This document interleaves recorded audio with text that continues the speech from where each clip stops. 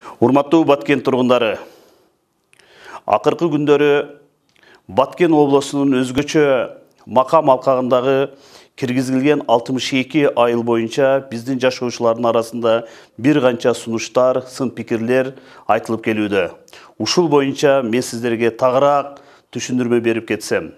Алгачкы болуп, бул 62 айыл жеңилдик боюнча 2012 жылы 20 мартта өкмөттүн токтому чыккан. Ал токтомдо бир канча жеңилдиктер көрсөтүлгөн. Ушул эле токтомго кошумча экинчи болуп 2020 жылы 26 июнда да өзгөртүүлөр киргизилген.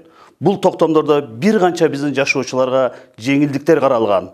Бирок айтып кетейин, бүгүнкү күндөгө чейин ал жеңилдиктер ишке ашпай келген. Барыңыздарга белгилүү, өткөн жумада мен Кыргыз Республикасынын президенти Садыр Жапаровдун кабыл алуусунда болуп келдим.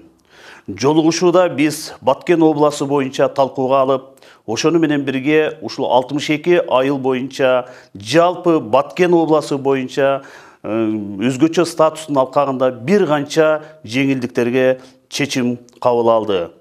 Ал эми 62 айылдын тизмесине кирбей калган айрым айылдар боюнча айтып кетсем, бүгүнкү күндө биз областа жумуш алып барып жатабыз. Бул сунуштарыбыз биз сөзсүз түрдө жакын арада жиберебиз. Эгерде сунуштарыбыз ишке ашып, ошол токтомго өзгөрүү кирип калса, биздин Баткен областындагы чек арага жакын көптөгөн айылдарыбызга жеңилдик болот деп ишенемин.